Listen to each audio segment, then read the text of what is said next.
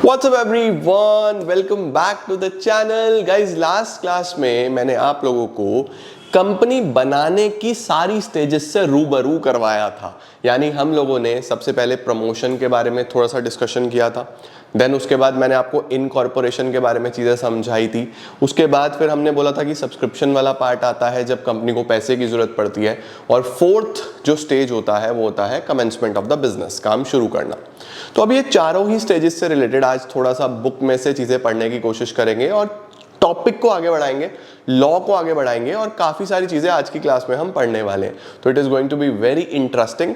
काफ़ी सारी चीज़ें आपने पहले पढ़ी हैं 11th-12th में, हम लोगों ने मिलजुल के पढ़ी हैं। जो बच्चे कॉमर्स बैकग्राउंड से नहीं हैं उनको भी स्ट्रेस लेने की जरूरत नहीं है, क्योंकि मैं बिल्कुल बेसिक से सारी चीज़ें कवर करूंगा। तो चलिए जल्दी से शुरू करते हैं और समझते हैं आज की शानदार क्लास में कि इनकॉर्पोरेशन में चीज़ें कैसे कैसे होती हैं। Let's begin.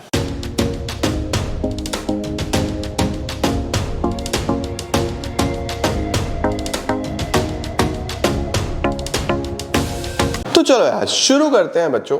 लास्ट क्लास में हम लोगों ने डिस्कस किया था कि सबसे पहला स्टेज जो होता है जिसके अंदर एक प्रमोटर के पास आइडिया आता है, तो सबसे पहला स्टेज होता है प्रमोशन। ठीक है, प्रमोशन में आइडिया को प्रैक्टिकल शेप देना। अब प्रमोटर कौन हो सकता है, मैंने आपको बताया था जो प्रोस्पेक्टस में गिवन हो, जिसके कंट्रोल में सारा का सारा अफेयर्स ऑफ द कंपनी हो, या जिसके कहने से बोर्ड ऑफ डायरेक्टर्स सारा का सारा काम करेंगे, जिसकी एडवाइस में, जिसके सजेशन से बोर्ड ऑफ डायरेक्टर्स सारा काम करेंगे, वो इतना पावरफुल इंसान प्रमोटर हो सकता है। अब प्रमोशन के बाद जो दूसरा स्टेप होता है वो होता है इनकॉर्पोरेशन। इनकॉर्पोरेशन क्या होता है बच्चों? इनकॉर्पोरेशन होता है जब प्रमोटर जाता है रजिस्ट्रार के पास, आरओसी के पास, और आरओसी को बोलता है भैया मुझे मेरी कंपनी रजिस्टर करनी है। तो आरओसी क्या बोलता है, कंपनी रजिस्टर करनी है ना, तो दो चीज़ें करके दो। दो चीज़ें क्या करके दो? एक तो कुछ फॉर्मेलिटीज़ हैं जो पूरी करके दो, और दूसरा फीस सबमिट करो, है ना। तो फॉर्मेलिटीज़ में मैंने आपको बताया था कुछ डॉक्यूमेंट्स होते हैं जो रेडी करने होते हैं, जिसमें हमने डिटेल में एमओए के बारे में लास्ट क्लास में डिस्कशन किया था, मेमोरेंडम ऑफ एसोसिएशन के बारे में डिस्कशन किया था, आर्टिकल्स ऑफ एसोसिएशन के बारे में भी हम फर्दर भी चर्चा करेंगे। लेकिन मैंने आपको बता दिया था कि किस तरीके से आर्टिकल्स में रूल्स लिखे होते हैं जो इनसाइडर्स के लिए काम करता है, और मेमोरेंडम में ऑब्जेक्टिव्स होते हैं। उसके साथ साथ मेमोरेंडम जो है उसमें बहुत सारे क्लॉज होते हैं, name clause, registered office clause, capital clause, liability clause, multiple clauses हमने डिस्कस करे थे। तो आज हम उन्हीं फॉर्मेलिटीज़ के ऊपर थोड़ी सी चर्चा और आगे बढ़ाएंगे कि मेमोरेंडम के साथ साथ और क्या क्या चीज़ें हैं जिनका ध्यान रखना है और किस तरीके से आपको तैयारी करनी है, ये हम डिस्कशन करने वाले हैं। ठीक है जी, चलो सर। तो बच्चों सबसे पहले हमने ये प्रमोटर के बारे में पढ़ लिया था, जिसका नाम प्रोस्पेक्टस में दिया हो, जो कंपनी के अफेयर्स को कंट्रोल करे या जिसके अकॉर्डिंगली एडवाइस, डायरेक्शन, इंस्ट्रक्शंस के थ्रू बोर्ड ऑफ डायरेक्टर्स काम करें, है ना। ये सब हमने पढ़ लिया था। फॉर्मेशन ऑफ अ कंपनी में कितने कितने लोग चाहिए, यानी कितने कितने लोग सब्सक्राइब करने चाहिए, सब्सक्रिप्शन क्लॉज के बारे में बता रहा है। पब्लिक कंपनी कम से कम 7, प्राइवेट कंपनी कम से कम 2, ओपीसी कम से कम 1। उसके बाद बच्चों इनकॉर्पोरेशन में जब हमने चालू किया था, जब हमने शुरुआत करी थी, तो इनकॉर्पोरेशन में मैंने आपको यहां से चीजें पढ़ाई थी। देखो क्या लिखवाया था मैंने, देखो क्या लिखा हुआ है। सेक्शन 7 बच्चों ध्यान रखना है, section 7 of the companies act provides for the procedure. अब देखो आपसे ये पूछ सकता है कि भैया बताओ what is the procedure for the incorporation of a company. क्या प्रोसीजर हो सकता है? पहला स्टेज प्रमोशन वाला समाप्त हो गया, अब दूसरे स्टेज की बात कर रहा हूं, तो इनकॉर्पोरेशन का क्या प्रोसीजर हो सकता है। तो प्रोसीजर में हम क्या बोलेंगे, सबसे पहले आपको फाइल करने पड़ेंगे सारे के सारे डॉक्यूमेंट्स और इंफॉर्मेशन विद द रजिस्ट्रार। अभी मैंने आपको पीछे लिख के दिखाया था कि भैया फॉर्मेलिटीज पूरी करो और फीस भरो। तो फॉर्मेलिटीज में क्या है, for the registration of the company the following documents and information are required to be filed with the registrar. सही है। सबसे पहले the memorandum and the articles of the company. Memorandum चाहिए, आर्टिकल्स चाहिए। मेमोरेंडम क्या है, आर्टिकल्स क्या है, इस पे हमने चर्चा किया था। आर्टिकल्स पे डिटेल डिस्कशन अभी आगे फिर करेंगे। एक बार मेमोरेंडम आपको पता है, आर्टिकल्स में रूल्स होते हैं, इनसाइडर्स के लिए होता है, वो भी हमने डिस्कस करा। दूसरी चीज, ये हमने लास्ट क्लास में कर लिया था। दूसरी चीज, एक डिक्लेरेशन। सर किसका डिक्लेरेशन?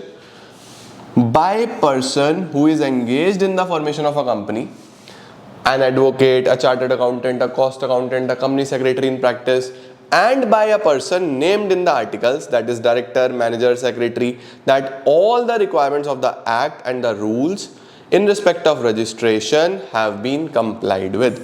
एक डिक्लेरेशन चाहिए बच्चों जिसके अंदर एक ऐसा इंसान जो एक रेप्यूटेड पर्सन माना जाता है रिलेटिंग टू कंपनी लॉज, जिसको हम ये कंसिडर करते हैं कि इसको कंपनी लॉज के बारे में सारी चीजें पता है। उसमें कौन कौन लोग हैं, उसके अंदर कोई एडवोकेट हो सकता है, एडवोकेट को अथॉरिटी दी गई है, उसके अंदर कोई सीए हो सकता है, उसके अंदर कोई कॉस्ट अकाउंटेंट हो सकता है, उसके अंदर कोई कंपनी सेक्रेटरी इन प्रैक्टिस हो सकता है।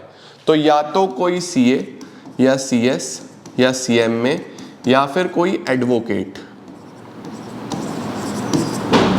इन चारों में से कोई एक, ठीक है, ये लिख के दे। उसके साथ साथ जो आर्टिकल्स में साइंड है, आर्टिकल्स में कौन कौन साइंड है, या तो डायरेक्टर हो, मैनेजर हो, सेक्रेटरी ऑफ द कंपनी हो, ये लिख के दे, डिक्लेयर करें कि भैया जितनी भी फॉर्मेलिटीज चाहिए थी वो सब हमने to the best of our knowledge पूरी करी है। तो सबसे पहले क्या चाहिए, एमओए एओए रेडी करो। दूसरा क्या चाहिए, एक रिटन डिक्लेरेशन चाहिए, किसके द्वारा, आर्टिकल जिन्होंने साइन करा है वो, और उसके साथ साथ अप्रूवल कहां से आया हो, अप्रूवल इन चार लोगों में से कहीं से आया हो, ठीक है। उसके साथ a declaration from each of the subscribers to the memorandum and the persons named as the first directors if any in the article stating that. ये समझो, एक डिक्लेरेशन चाहिए सब्सक्राइबर्स टू द मेमोरेंडम से। Subscribers to the memorandum basically हम first directors की बात कर रहे हैं, ठीक है। कंपनी के फर्स्ट डायरेक्टर्स हमें पहले डिफाइन करने पड़ते हैं कि कौन लोग हमारे पहले डायरेक्टर होने वाले हैं। उसमें क्या लिखा हो, उसमें क्या लिखा हो कि जो भी हमारे फर्स्ट डायरेक्टर्स हैं, स्टेटिंग दैट, क्या लिख के देंगे, he is not convicted of any offence in connection with the promotion, formation और management of any company.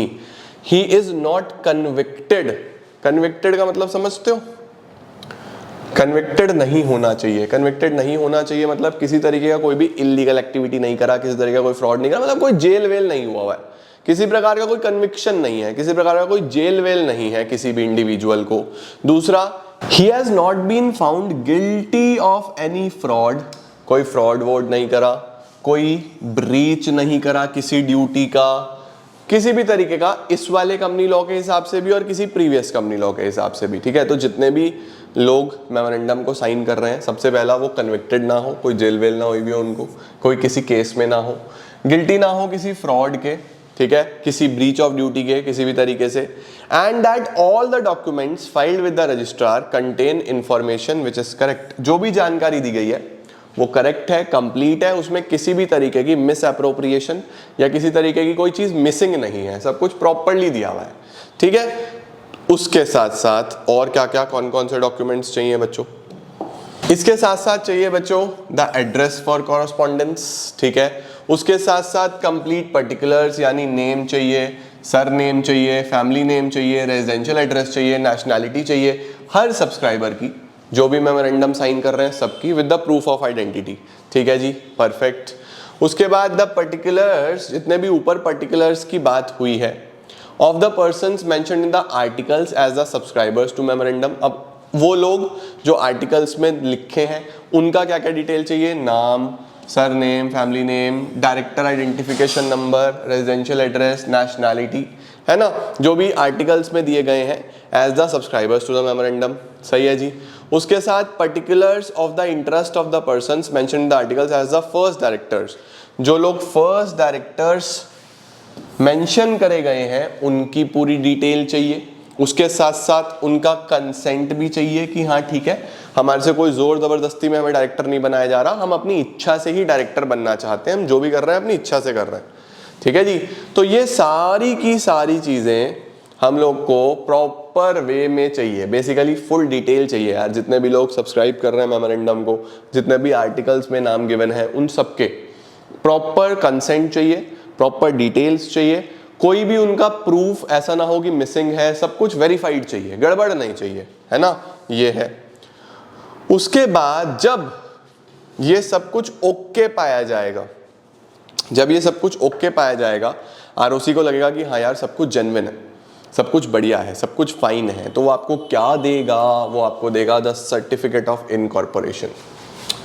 Certificate of incorporation का मतलब होता है बच्चों birth certificate of the company. उस सर्टिफिकेट ऑफ इनकॉर्पोरेशन पे जो डेट लिखी होगी उस डेट से कंपनी का जन्म होता है। कंपनी उस डेट से एक सेपरेट लीगल एंटिटी है, आर्टिफिशियल पर्सन है, परपेचुअल सक्सेशन है, अपने नाम से कॉन्ट्रैक्ट कर सकती है, कोई प्रॉपर्टी खरीद सकती है, किसी के ऊपर केस कर सकती है और कोई कंपनी के ऊपर भी केस कर सकता है। ठीक है, the registrar on the basis of documents and information filed shall register all the documents and information and issue a certificate of incorporation। ठीक है, उसके साथ साथ आपको सर्टिफिकेट ऑफ इनकॉर्पोरेशन के साथ एक सिन नंबर भी मिलेगा। Sir what is this CIN? This is the corporate identity number.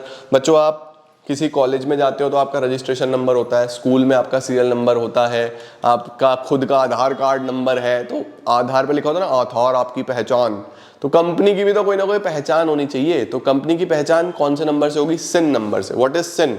The corporate identity number. On and from the date mentioned in the certificate of incorporation the registrar shall allot to the company, क्या देगा?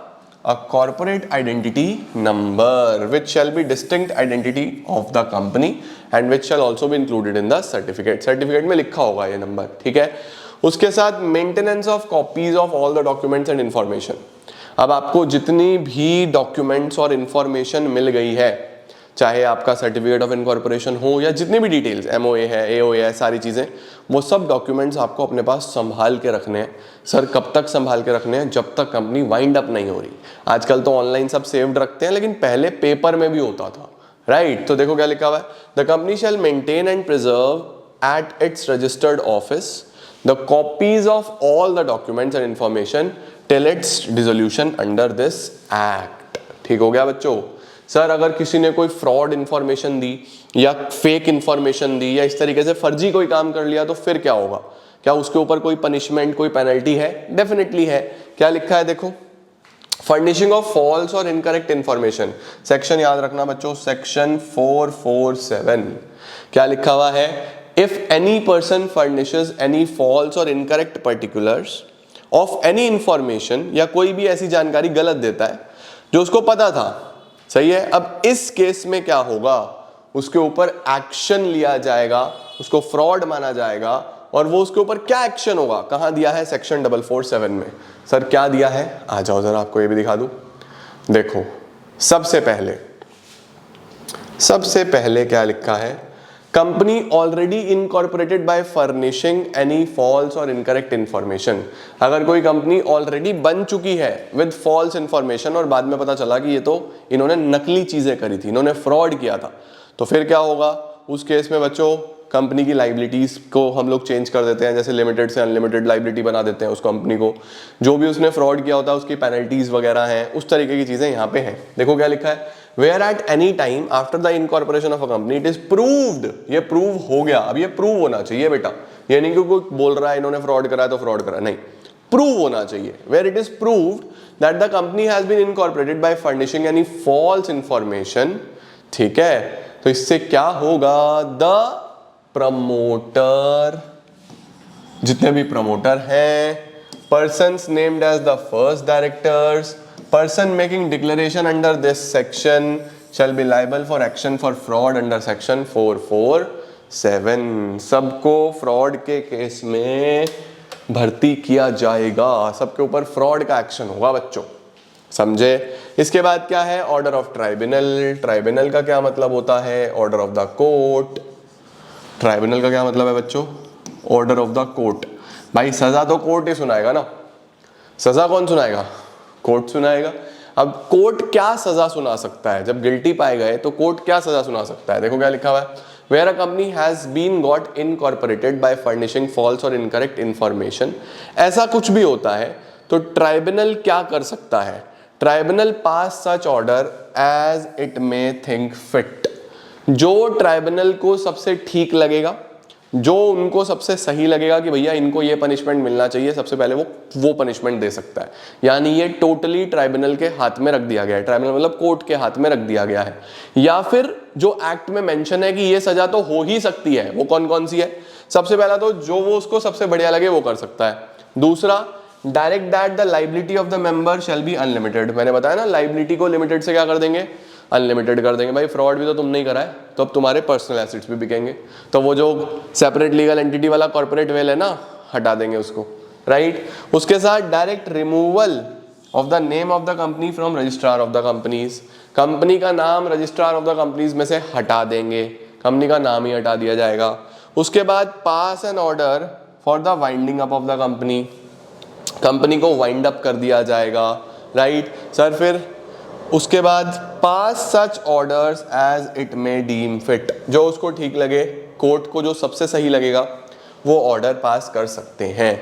तो क्या क्या हो जाएगा, सबसे पहले जो कोर्ट को ठीक लगे वो पनिशमेंट दे सकते हैं। दूसरा, कोर्ट क्या कर सकता है, आपकी लाइबिलिटी लिमिटेड से अनलिमिटेड कर सकता है। तीसरा, आपको रजिस्ट्रार ऑफ द कंपनीज में से हटा दिया जाएगा from immediate effect, right now, अभी से ही आपको हटा दिया जाएगा। तो ये क्विक एक्शन है। वाइंड अप में थोड़ा टाइम लगता है, वाइंड अप करने में आपको काफ़ी समय लगता है, क्योंकि उसके अंदर काफ़ी सारा पेपर वर्क होता है, फॉर्मेलिटीज़ होती हैं। तो कंपनी का वाइंड अप थोड़ा बड़ा प्रोसेस है, और रजिस्टर से हटाना इमीडिएट पॉइंट से हटा दिया जाता है। इसीलिए अलग अलग लिखे गए हैं कि डायरेक्ट रिमूवल हो सकता है या वाइंड अप का ऑर्डर हो सकता है, ठीक है। ये सारी की सारी पनिशमेंट्स लिखी हैं बेटा। इसके बाद provided that before making any order, ये नहीं है कि डायरेक्ट ऑर्डर दे दिया, कोई भी ऑर्डर देने से पहले कोर्ट कंपनी को मौका देगा कि अपनी बात रखो, ठीक है। तो देखो क्या लिखा हुआ है, provided that before making any order the company shall be given a reasonable opportunity of being heard.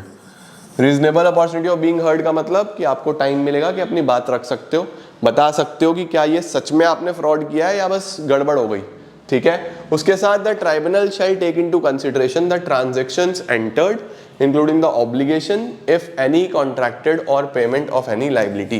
Basically सारी ट्रांजैक्शंस चेक करी जाएंगी, क्या सच में कंपनी गिल्टी है या नहीं है, ठीक है। इसके बाद simplified proforma for incorporating company electronically, ये बच्चों फॉर्म का नाम है।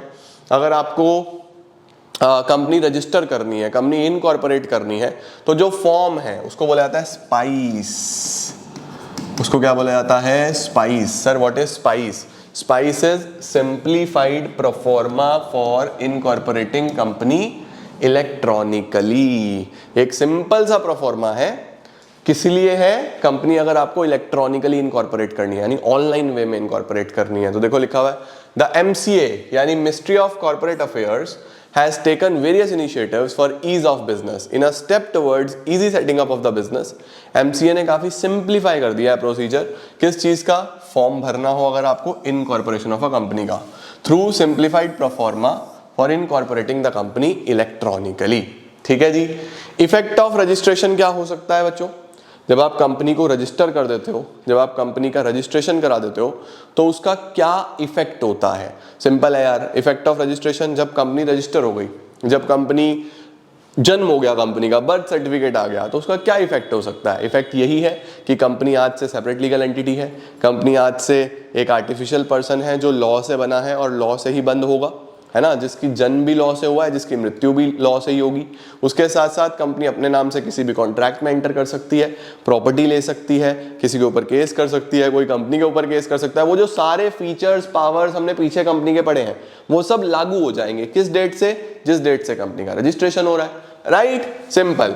According to section 9 from the date of incorporation, date of incorporation कहाँ लिखी है, mentioned in the certificate of the incorporation, the subscribers to the memorandum and all other persons who may from time to time become members shall be a body corporate by the name contained in the memorandum। जो भी company का नाम है, company अपने नाम से जानी जाएगी। shall company, such a company shall be capable of exercising all the functions of an incorporated company under this act, जिसका perpetual succession होगा, power to acquire and hold and dispose property होगा, चाहे वो मूवेबल प्रॉपर्टी हो, चाहे वो immovable property हो, चाहे वो टेंजिबल हो, चाहे वो इनटेंजिबल हो, कॉन्ट्रैक्ट कर सकती है, to sue and be sued, किसी के ऊपर केस कर सकती है, कोई कंपनी के ऊपर भी केस कर सकता है। सर साधारण सी बात है ये तो, और क्या लिखा है, company become a legal person, देखो वही वाली बात लिखी हुई है, कंपनी क्या कंसिडर करी जाएगी, लीगल पर्सन कंसिडर करी जाएगी। बाकी तो बेसिक बेसिक चीजें हैं और इसमें कुछ खास है नहीं, इसमें ऐसा कुछ खास नहीं दिया है।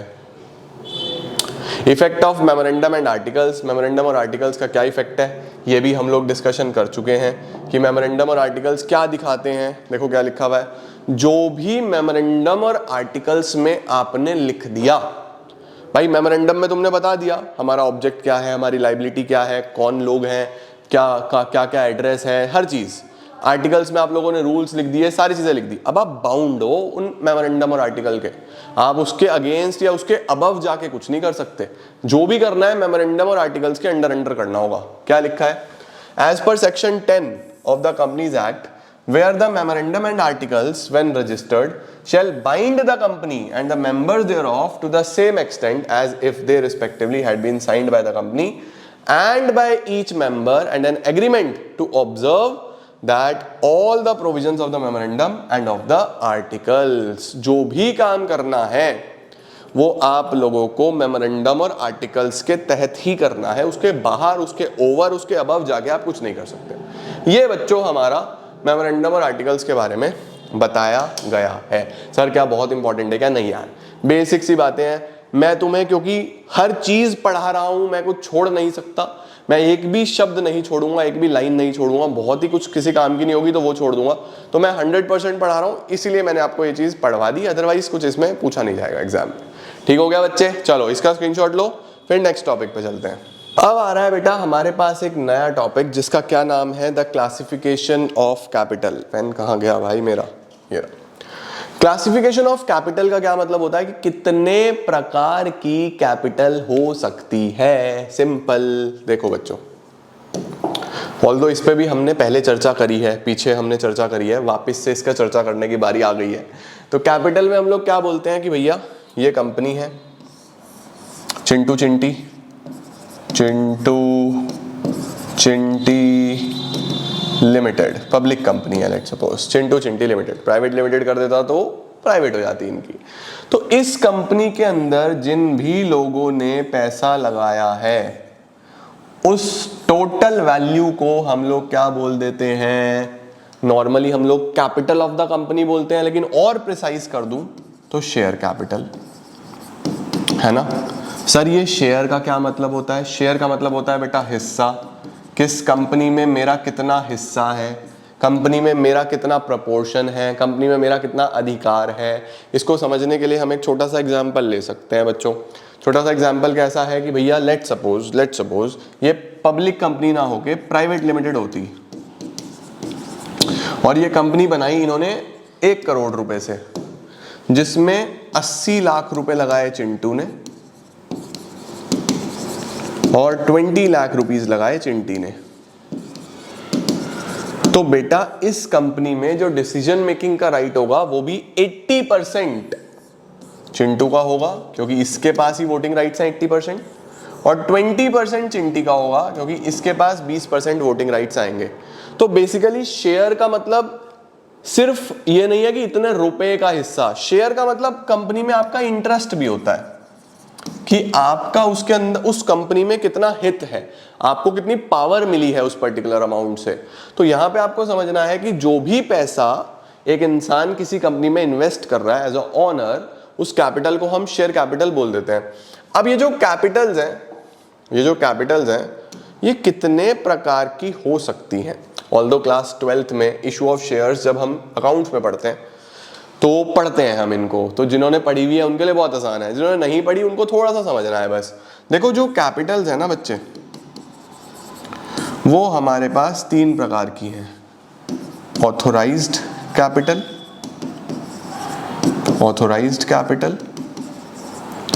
Issued capital, subscribed capital. Authorised capital, issued capital, subscribed capital. अब सर ये ऑथोराइज्ड क्या होता है? ऑथोराइज्ड वो होता है बच्चों जो मैंने आपको लास्ट क्लास में बताया था कि कंपनी अपने मेमोरेंडम में, कंपनी अपने एमओए में कैपिटल क्लॉज में लिखती है, कंपनी अपने एमओए में कैपिटल क्लॉज में मेंशन करती है, लिखती है कि वो ड्यूरिंग द लाइफ टाइम कितने रुपए के शेयर्स इशू करने वाले हैं, यानी कि कितना पैसा कंपनी में बेसिकली लगाया जाएगा। तो सपोज करो कि कंपनी ने ऑथोराइज्ड कैपिटल बनाया हुआ है 10 करोड़ रुपए का, 10 CR का। अब 10 CR का अगर ऑथोराइज्ड कैपिटल है तो इसमें यह भी जरूरी है देखना कि कितने शेयर्स हैं, कितने रुपए का एक है। तो मैंने बोला कि जो शेयर है वो तो है 100 रुपए का एक, ₹100 ईच, 100 रुपए का एक है। तो हम क्या बोलेंगे, हम बोलेंगे भैया 10 लाख शेयर्स हैं और 100 रुपए का एक है। तो 10 लाख शेयर, 100 रुपए का एक, तो टोटल कितना इसका ऑथोराइज्ड कैपिटल हो गया 10 CR। ठीक हो गया बच्चों। अब ये लिखा है कि कंपनी अपनी पूरी लाइफ में इतने शेयर्स इशू करेगी, इतने शेयर्स, एक इतने का है, 100 रुपए का है ना। तो अब सो सॉरी, इसमें से जितने फिलहाल कंपनी ने पब्लिक को इशू कर दिए हैं, जितने भी फिलहाल इशू कर दिए हैं, तो सपोज 10 लाख में से अभी कंपनी ने बस 2 लाख ही शेयर इशू करें, 2 लाख इंटू 100, तो कंपनी के पास कितना पैसा इकट्ठा हो जाएगा, 2 करोड़ रुपए इकट्ठे हो जाएंगे। अभी सिर्फ 2 लाख ही इशू करें, तो जितने शेयर कंपनी ने पब्लिक में ऑलरेडी इशू कर दिए हैं उनको हम लोग क्या बोल देते हैं, इशूड कैपिटल। उनको हम क्या बोल देते हैं, इशूड कैपिटल। अब हर कंपनी बच्चों अपना IPO लेके आती है, इनिशियल पब्लिक ऑफर लेके आती है, यानी पब्लिक को बोलती है तुम हमारे शेयर खरीद सकते हो। हर कंपनी अपना IPO लेके आएगी, जरूरी तो नहीं है कि 100% शेयर बिकेंगे। कई बार पब्लिक खरीदती है, कई बार पब्लिक नहीं खरीदती, ऑल्दो आजकल सब बिक जाते हैं, लेकिन फिर भी कोई गारंटी तो नहीं है। मिनिमम सब्सक्रिप्शन भी रखा हुआ है कि जितने आप शेयर इशू करते हो उसका 90% कम से कम सब्सक्राइब होना चाहिए, आपका सब्सक्रिप्शन होना चाहिए 90%। यानी अगर मैंने 1 लाख शेयर इशू करे हैं तो कम से कम मेरे 90,000 शेयर्स तो बिकने ही चाहिए। 1 लाख अगर मैंने शेयर इशू करे हैं तो कम से कम 90,000 शेयर्स तो बिकने ही चाहिए, तभी मजा आएगा, या तभी अलाउड है। मजा क्या, तभी अलाउड है, नहीं तो हम इशू ही नहीं कर सकते। तो सब्सक्राइब्ड का मतलब होता है कि इस 2 लाख में से कितने पब्लिक ने एक्चुअल में खरीद लिए, जितने पब्लिक ने एक्चुअल में खरीद लिए। तो सब्सक्राइब्ड, ऑथोराइज्ड और इशूड क्या है, सबसे पहले ऑथोराइज्ड की बात कर लेते हैं। ऑथोराइज्ड शेयर कैपिटल क्या है, जितना आपके MOA में लिखा है कि इतनी कैपिटल आप during the lifetime raise करोगे, ऑथोराइज्ड। इशूड क्या है, उसमें से जितनी आप एक्चुअली इशू कर चुके हो। एक पॉइंट ऑफ टाइम ऐसा आएगा जब ये पूरी आप कर चुके होगे, इशूड।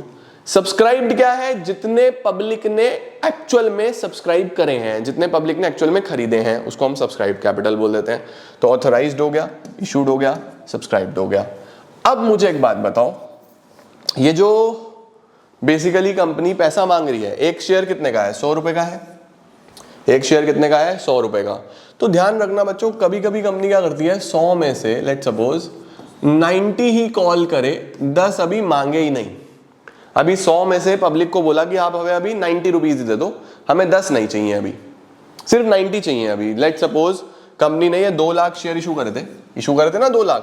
कंपनी ने 2 लाख शेयर इशू करे हैं, एक 100 रुपए का है, ठीक है। इन 2 लाख में चिंटू आया और चिंटू ने बोला मैं 5,000 शेयर खरीदना चाहता हूं। मैं कितने शेयर खरीदना चाहता हूं, 5,000 शेयर खरीदना चाहता हूं। एक शेयर कितने का है, 100 रुपए का। एक शेयर 100 रुपए का है, तो कंपनी को बेसिकली चिंटू से 5 लाख रुपए लेने हैं टोटल। चिंटू से कितने पैसे लेने हैं, 5 लाख। अब कंपनी ने क्या बोला, चिंटू ऐसा है, अभी हमें 90 ही चाहिए, हमें 10 रुपए की जरूरत नहीं है अभी। तो हम क्या बोलते हैं बेटा कि ये जो 90 है जो कंपनी ने मांग लिया है, इसको बोलते हैं कॉल्ड अप। इसको क्या बोलते हैं, कॉल्ड अप। और जो पैसा नहीं मांगा वो है अनकॉल्ड। वो क्या है बच्चों, अनकॉल्ड, ठीक है। तो जितना पैसा कंपनी ने अभी total value of the share में से मांग लिया है, वैल्यू ऑफ द शेयर यानी 100 रुपए, 100 में से जितना मांग लिया वो है कॉल्ड अप, जो अभी नहीं मांगा वो है अनकॉल्ड। अब अगर 90 में सारे के सारे मिल गए, जितना पैसा चिंटू ने दे दिया, ये तो मांगा था, जितना चिंटू ने दे दिया उसको बोलते हैं पेड अप। उसको क्या बोलते हैं, पेड अप। जितना पैसा चिंटू ने दे दिया वो है पेड अप। तो जितना कंपनी ने मांगा वो है कॉल्ड अप, जितना कंपनी को मिल गया वो है पेड अप।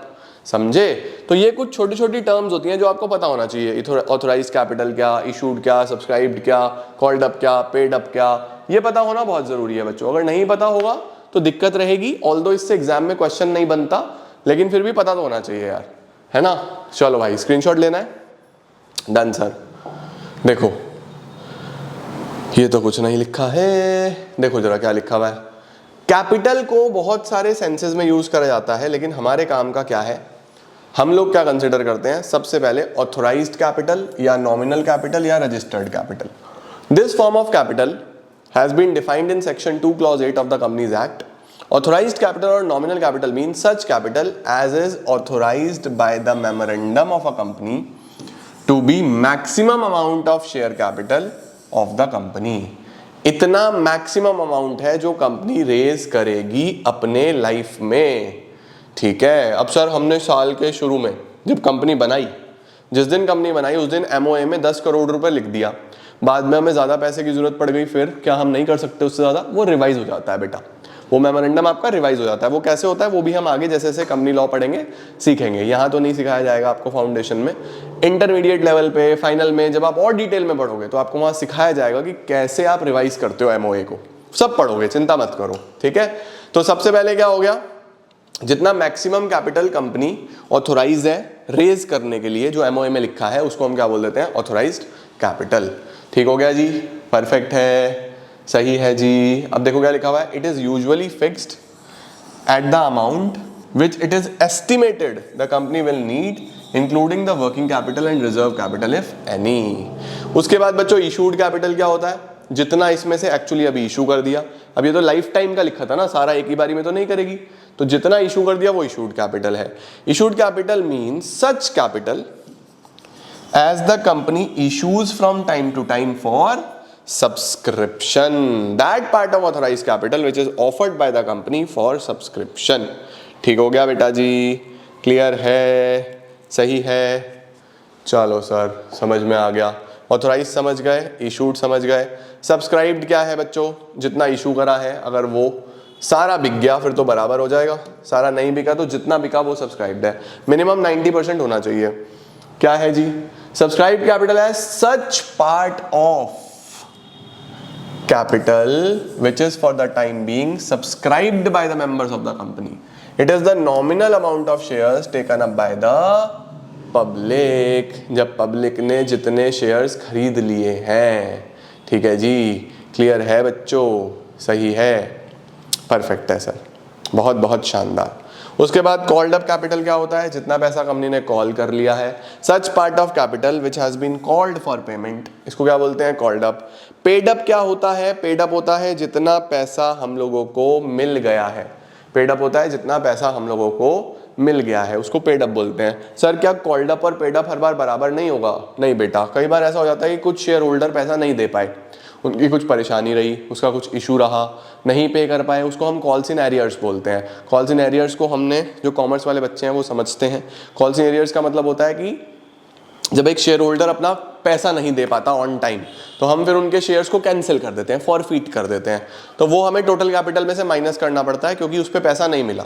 तो ज़रूरी नहीं है कि कॉल्ड अप और पेड अप बराबर हो हर बार, कोशिश रहती है कंपनी की कि उसको री इशू करके किसी और को दे दे ताकि कॉल्ड अप पेड अप बराबर हो जाए, बट नॉट एवरी टाइम।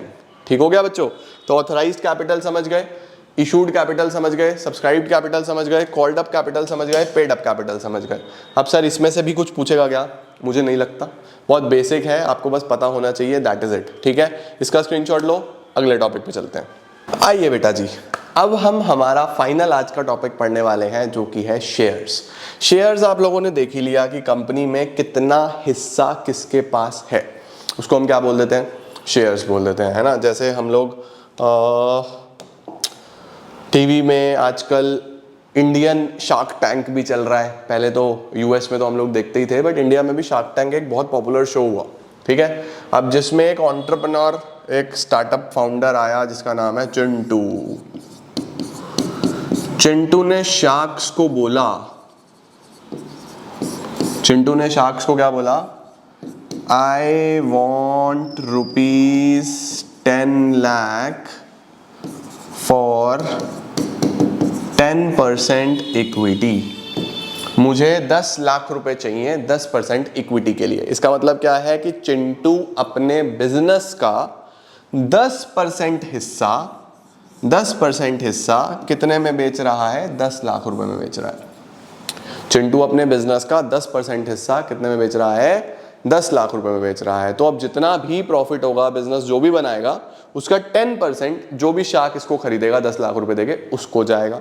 अब कल सर अगर कंपनी ने 20 करोड़ रुपए बना लिए तो क्या 20 करोड़ का 10% यानी 2 करोड़ इस शाख का है? बिल्कुल है, क्योंकि उसने एक बार बिजनेस में ओनरशिप खरीद ली, बिजनेस में हिस्सा खरीद लिया। इसी को तो इक्विटी खरीदना बोलते हैं। तो इक्विटी का मतलब ही क्या होता है कि भाई एक इंसान उस बिजनेस का 10% शेयर खरीद रहा है, कितने में? 10 लाख रुपए में। अब जरा वीडियो को पॉज करो और मुझे बताओ कि इस बिजनेस की टोटल वर्थ कितनी है। अगर 10% हिस्सा 10 लाख में चिंटू बेच रहा है तो बिजनेस की वर्थ कितनी है? क्या समझ में आया तुम लोगों को? बिजनेस की क्या वर्थ है, क्या वैल्यूएशन रखता है बिजनेस? ठीक है या नहीं है? चलो सर ये बात तो समझे। देखो जरा शेयर्स के बारे में क्या दिया गया है। सर क्या ये हमारे से पूछ सकता है? बेटा पता होना चाहिए, पूछने के चांसेस तो कम है बट पता होना चाहिए। शेयर्स है क्या? Share means a share in the share capital of a company and includes stock. ठीक है, a share represent such proportion of the interest. देखो मैंने थोड़ी देर पहले भी आपसे बात डिस्कस कर दी कि एक कंपनी में एक इंसान का कितना हित है, कितना इंटरेस्ट है, कितना हिस्सा है। The interest of the shareholder as the amount paid up thereon bears to the total capital payable to the company। ठीक है, बेसिकली ये इंटरेस्ट है कंपनी के एसेट्स में। परफेक्ट है, इतना आपको पता होना चाहिए। सही है जी, ठीक है। अब देखो यहाँ पे क्या लिखा हुआ है, A share is not just a sum of money, but it is an interest measured by a sum of money and made up of various rights contained in the contract, including the right to a sum of money of a more or less amount। जब आप एक share खरीद लेते हो तो सिर्फ आप उतने ही पैसे के हकदार नहीं हो, आप बहुत सारे राइट्स भी आपको मिलते हैं बीइंग अ शेयर होल्डर। ठीक है, तो आप काफ़ी कुछ इंजॉय करते हो बीइंग अ शेयर होल्डर। इतना इनफ है इस टॉपिक में से। इसके बाद बच्चों शेयर कैपिटल कितने तरीके की हो सकती है? Equity and preference. ये बहुत ज़्यादा ब्राइट हो रहा होगा, इक्विटी एंड प्रेफरेंस। अब सर इसके बारे में क्या क्या लिखा है, इक्विटी और प्रेफरेंस क्या है? उससे पहले शेयर्स के बारे में दो चीज़ें आपको पता होनी चाहिए। सबसे पहले shares are a movable property. Movable property का मतलब है बच्चों शेयर्स आप मूव कर सकते हो, ट्रांसफ़र कर सकते हो एक से दूसरे इंसान के नाम पे, एक जगह से दूसरी जगह आसानी से मूव हो सकते हैं शेयर्स। तो शेयर्स इमूवेबल नहीं है, शेयर्स एक मूवेबल प्रॉपर्टी है। अब मूवेबल इमूवेबल इस पे हम काफ़ी चर्चा करेंगे, एक और एक्ट है, बड़ा डिटेल में तुम्हें समझाऊंगा सारी चीज़ें कि सर ये एक्चुअल में क्या चीज़ गुड्स होती है, क्या चीज़ गुड्स नहीं होती, क्या मूवेबल है, क्या मूवेबल नहीं है, क्या क्या चीज़ें, सब बहुत अच्छे से चर्चा करेंगे। एक और एक्ट पढ़ाऊंगा, आने वाला है अभी आगे, चिंता मत करो। तो देखो क्या लिखा हुआ है, according to section 44 of the companies act, the shares और डिबेंचर्स और other interest of any member shall be a movable property, जिसका मतलब सिंपली ट्रांसफरेबल है। ठीक है जी। दूसरा शेयर्स शैल बी नंबर्ड। जितने भी शेयर्स हैं हर शेयर का कोई ना कोई नंबर होता है। जैसे अभी हमने वो सिन पढ़ा था, इसी तरीके से हम लोग पैन कार्ड पढ़ते हैं, हर जगह एक नंबर होता है ना, शेयर का भी एक आइडेंटिफिकेशन नंबर होता है। ठीक है जी। इसके बाद काइंड्स ऑफ शेयर कैपिटल। आओ सर, कितने तरीके की शेयर कैपिटल होती है? Kinds of share capital. बच्चों जो शेयर्स हैं ये मैं आप लोगों को ऑल्दो क्लास 11th में ही पढ़ा चुका हूँ, दोबारा पढ़ा रहा हूँ। शेयर्स दो प्रकार के होते हैं, एक होता है इक्विटी शेयर्स, अरे रुक जा यार बहुत मेमोरी है। एक होता है इक्विटी शेयर्स, एक होता है प्रेफरेंस शेयर्स। एक होता है इक्विटी शेयर्स और एक होता है बच्चे प्रेफरेंस शेयर्स। सर हाँ पढ़े तो थे हम लोगों ने कि एक इक्विटी होता है एक प्रेफरेंस होता है, थोड़ा थोड़ा याद भी आ रहा है। तो क्या होता था बच्चों ये इक्विटी और प्रेफरेंस होता क्या था? तो बेटा जी प्रेफरेंस शेयर्स वो शेयर्स होते हैं जिनको पहले प्रेफरेंस मिलता है। सर किस चीज में प्रेफरेंस मिलता है? यानी इक्विटी से पहले इनको कंसिडर करा जाएगा किस चीज में? Number 1 for payment of dividend. इसका मतलब जब कंपनी प्रॉफिट कमाएगी, जब भी कंपनी प्रॉफिट कमाएगी तो पहले प्रॉफिट में हिस्सा इनको दिया जाएगा, बाद में इनको दिया जाएगा अगर कुछ बचा तो, नहीं बचा तो ये खत्म। पैसा बचेगा तो इक्विटी को मिलेगा, नहीं तो नहीं। पहले पैसा किसको मिलेगा? प्रेफरेंस शेयर होल्डर्स को मिलेगा। तो एक तो पेमेंट ऑफ डिविडेंड के केस में, और दूसरा repayment of capital at the time of winding up. Repayment of capital on winding up. जब कंपनी बच्चों बंद होने का टाइम आएगा, जब वाइंड अप का टाइम आएगा, तो उस टाइम पे भी पहला प्रेफरेंस किसको दिया जाएगा?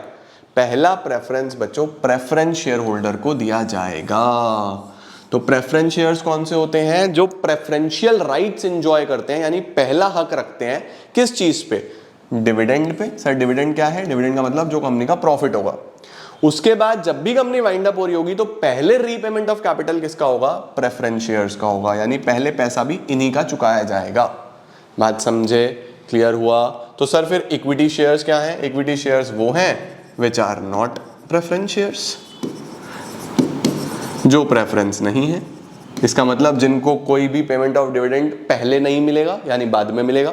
दूसरा, जिनका payment of repayment of capital भी बाद में होगा, which are not preference shares। लो जी। सर ये लॉ में ऐसी ऐसी डेफिनेशंस क्यों होती है? यही तो बात है बेटा, यही तो बात है बच्चे।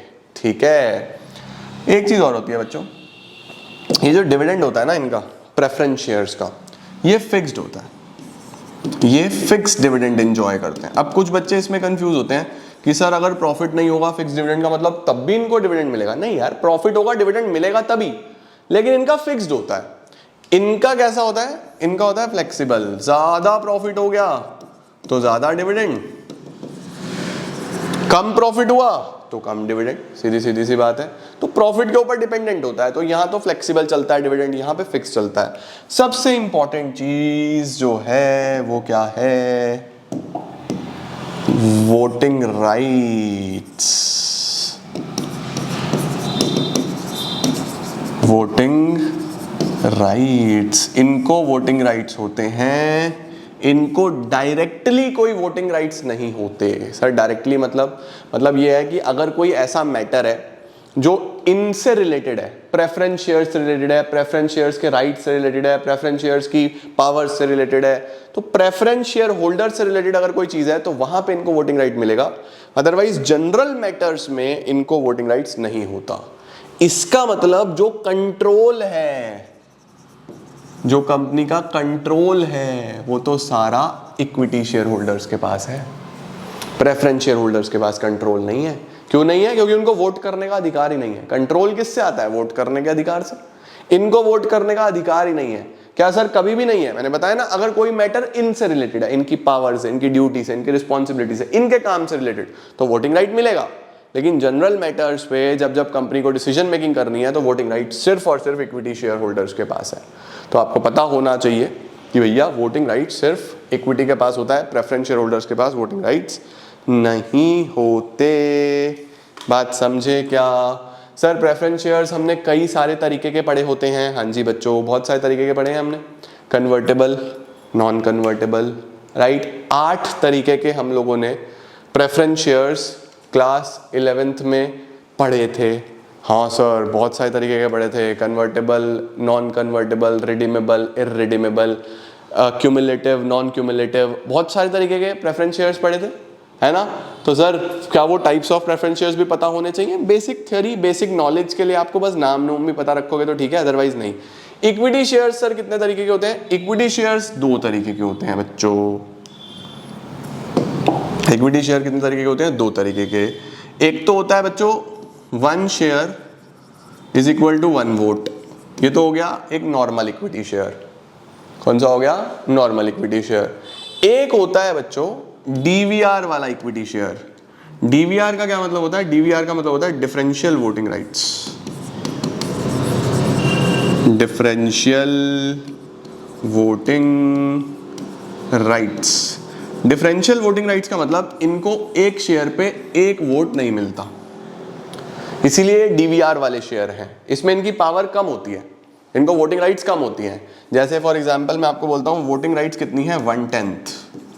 जितने शेयर हैं उसका 1/10 आपको वोटिंग राइट मिलेगी कि हर 10 शेयर पे एक वोट। नॉर्मली एक शेयर पे एक वोट, अभी 10 शेयर पे एक वोट, तो 1/10 हो गया ना। पावर कम करी गई है। तो ऐसे शेयर्स, ऐसे इक्विटी शेयर्स प्रेफरेंस में नहीं होते हैं, डीवीआर इक्विटी में होते हैं।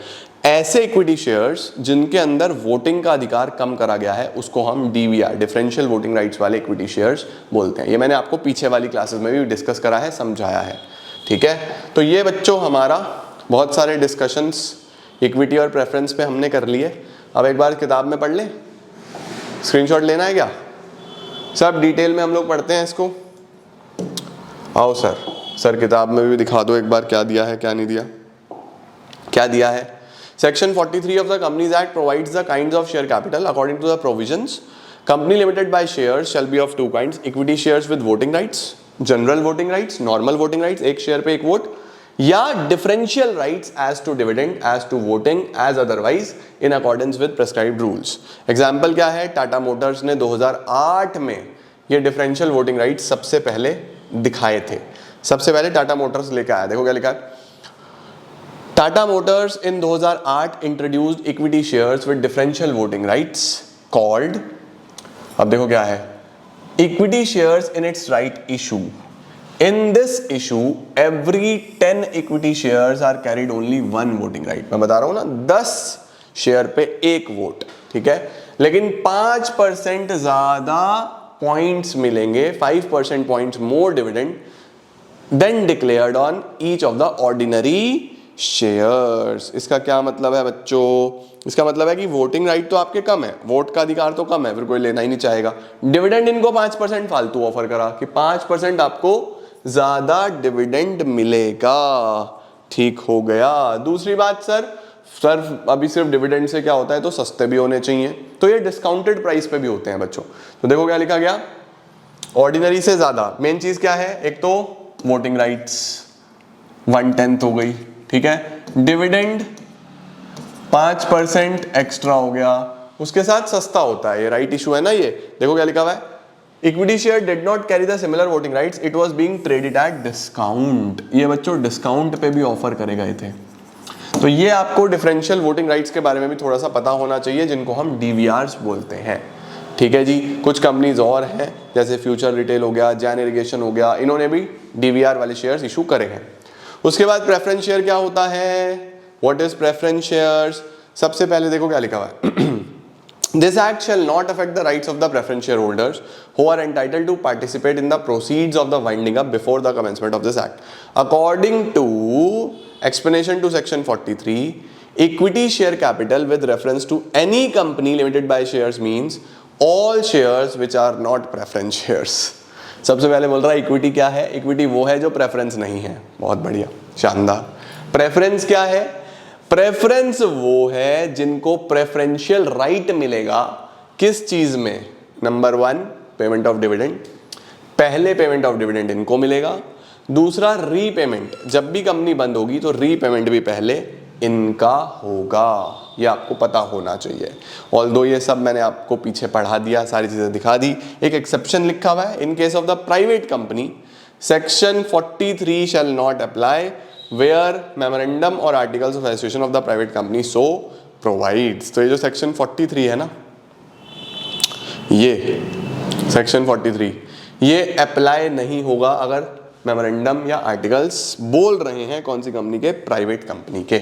ऑल्दो आपको बस बेसिक गो थ्रू ही करना है, ज़्यादा इसमें ऐसे कुछ है नहीं। मतलब आज हमने जितने भी टॉपिक्स देखे प्योरली थ्योरेटिकल थे, ज़्यादा समझने वाले नहीं थे। काफ़ी चीज़ें मैं आपको समझा चुका था, काफ़ी चीज़ें आपने पढ़ी हुई हैं, तो आपको काफ़ी आसान सा लगेगा आज का टॉपिक। ऐसा कुछ खास था नहीं, बस बेसिक थोड़ी नॉलेज के लिए इंपॉर्टेंट है आज वाली क्लास, ठीक है जी। तो ये टॉपिक भी हमने कर लिया सर हमारे मेजॉरिटी ऑफ द टॉपिक्स तो अब खत्म होते जा रहे हैं एज पर एक्ट। हाँ बेटा, यही खास बात है, majority of our topics are almost done. ये एक्ट खत्म होने वाला है, 1-2 क्लासेस का मेहमान है ये। मेमोरेंडम ऑफ एसोसिएशन पे चर्चा हमने लास्ट क्लास में कर ली थी मेरे हिसाब से, पूरा मेमोरेंडम पढ़ा दिया था ना मैंने आप लोगों को। हाँ जी, मेमोरेंडम हमने पूरा का पूरा लास्ट क्लास में पढ़ लिया था। उसके बाद क्या है हमारे पास,